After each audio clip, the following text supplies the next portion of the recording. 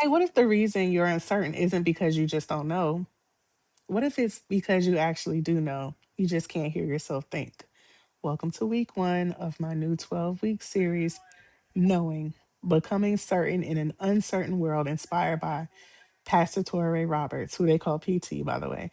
The book is called Knowing, The Journey of the Certainty in an Uncertain World. Every Friday, I'm taking one chapter, pulling out what challenged me, and talking about how we can actually apply it to our lives. And chapter one starts exactly where some of us are. Um, we need to be still, right? PT opens with chapter one with a scripture that many of us have heard before: Be still and know that I am God. Psalms 46:10. But think about the order.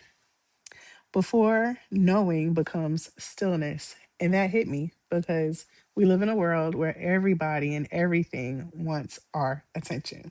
Social media, notifications, opinions, news, work, family, expectations, advertisements, even our own overthinking. And then we wonder why we can't figure out what we're actually supposed to do. Sometimes we keep asking God for another sign, another confirmation, another conversation, another answer, when perhaps what we really need is enough silence to recognize what He has already been showing us. That's one of the major ideas that I took from this chapter. Stillness creates a space for clarity. And stillness doesn't necessarily mean that everything around you becomes quiet. It becomes, it means that you become quiet enough intentionally that the noise around you no longer gets to determine what you know. Here's a personal application.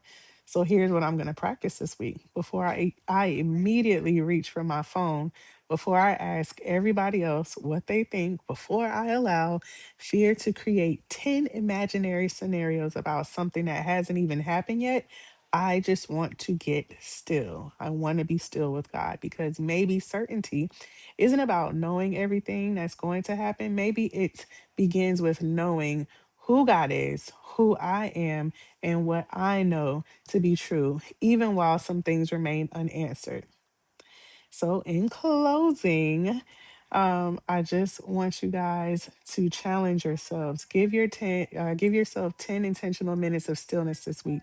No scrolling, no notifications, no outside opinions. Just pray, sit, and listen, and ask yourself, what do I already know that what do I already know that this noise makes me question? Because in an uncertain world, we may not know everything, but we can learn how to know.